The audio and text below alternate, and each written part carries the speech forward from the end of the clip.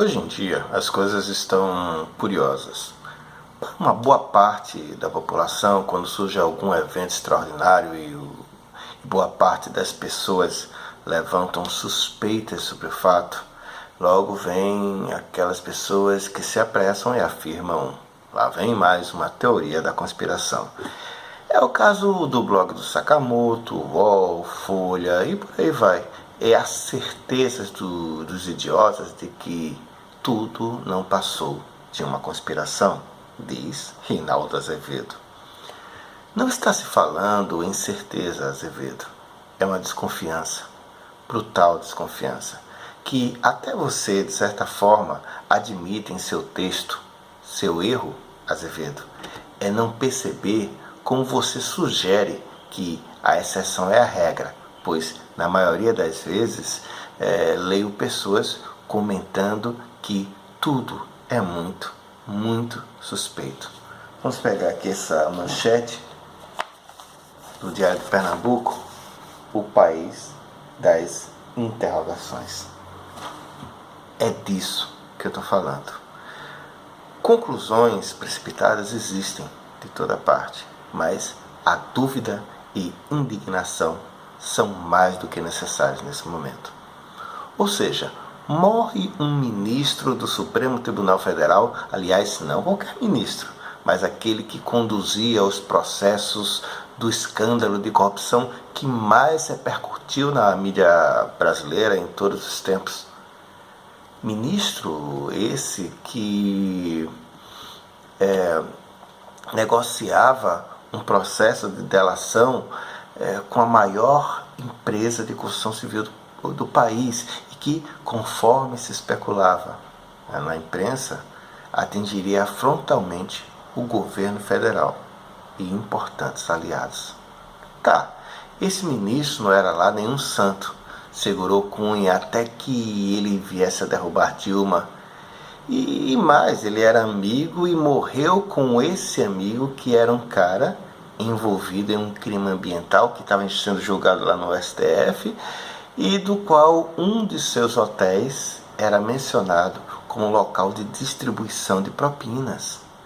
Pois é, mas quem seria atingido por Teori?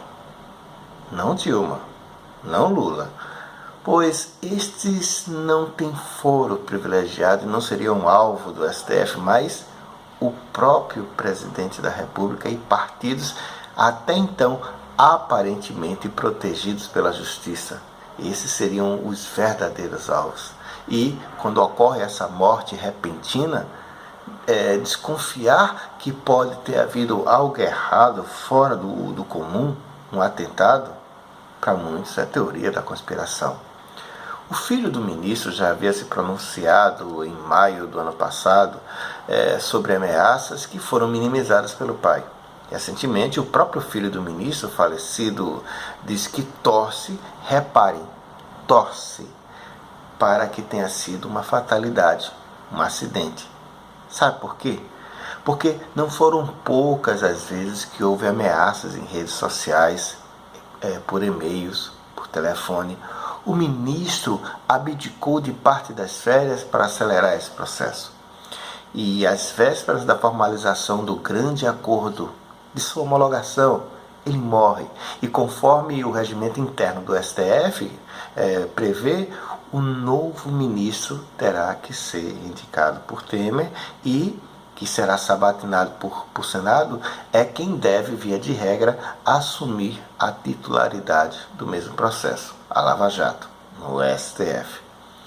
Não vamos esquecer que o próprio Temer e diversos senadores são suspeitos da prática reiterada de corrupção.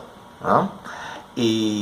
Mas ele, Temer, já se antecipou e anunciou que só nomeará um novo nome quando for definido o nome do novo relator por Carmen Lúcia.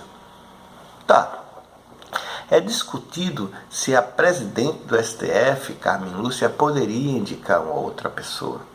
Existem interpretações variadas do regimento do STF. Se, por exemplo, é possível haver um sorteio entre os ministros. que sorteiem e por acaso de repente caiu o Gilmar. Que tal? Ele é muito imparcial. E o Marco Aurélio, hein? Sugerindo o tucano Alexandre de Moraes. Eu até levava uma fezinha em você, Marco Aurélio.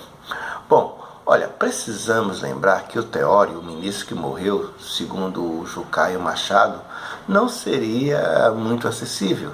Como foi que eles disseram mesmo?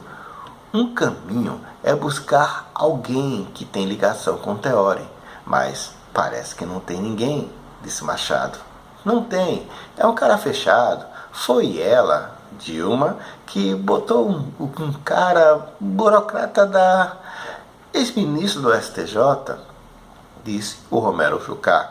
Aliás, Romero Jucá, apesar de tudo isso, todas as falas, inclusive muito comprometedoras, é o líder do governo no Senado Federal.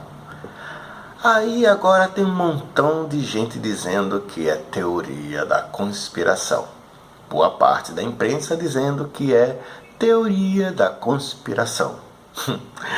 Deixa eu dizer uma coisinha só. Nesses casos, a última coisa que um cidadão íntegro e de posse de sua sanidade mental poderia pensar é que foi uma morte acidental. A primeira coisa, uma obrigação que o cidadão atento deveria desconfiar é da possibilidade de que houve um atentado. O ministro de Temer, Eliseu Padilha, afirmou, conforme matérias veiculadas em diversas mídias, o seguinte: a morte, por certo, vai fazer com que a gente tenha, em relação à Lava Jato, um pouco mais de tempo agora, para que as chamadas delações sejam homologadas ou não. Independente do contexto de qual foi dita, é de uma infelicidade tremenda. Isso, no mínimo, que se pode afirmar, né? Dizer isso, nesse momento, é extremamente estranho. Dita essa frase em tempos estranhos, é natural que o desconfiômetro se eleve. Tempos em que as leis são reinterpretadas seletivamente para que se atendam interesses específicos. Estamos vivendo em tempos em que apressadamente, vou grifar, se reforma a base que tem nos guiado desde a Constituição de 1988, para que seja implantado apressadamente, de novo, um novo sistema de poder. Estamos abdicando de conquistas e seguindo caminhos que irão empobrecer o país. Presenciamos uma negociata clara dentro do Palácio do Planalto, onde um ministro queria forçar outro a fazer algo ilegal, com supervisão e conivência do próprio presidente da República, que envolveria até a Advocacia Geral da União.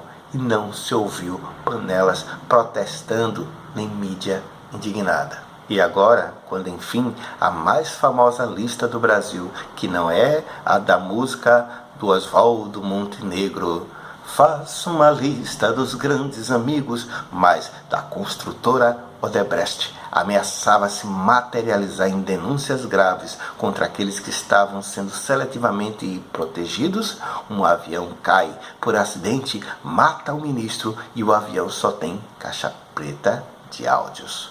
A conclusão óbvia que vai se chegar ao final das perícias é de que não existe como afirmar que houve atentado. Muito provavelmente houve uma desorientação espacial de um piloto experiente e assim o Brasil continua. Vazou a informação de que a foto da aeronave e seus dados foi acessada quase 2.000 vezes em um único dia. Tudo isso informado pelo Blasting News, Último Segundo e por aí vai. Amigos, é muito suspeito. Tudo isso é muito suspeito. É, aliás, intrigante. As pessoas precisam duvidar. Algo de muito podre, repito, pode estar acontecendo. E não é inteligente ficar suspeitando que você seja apenas um teórico da conspiração. Duvide. Pelo menos o direito de duvidar, esse não podem tirar de você.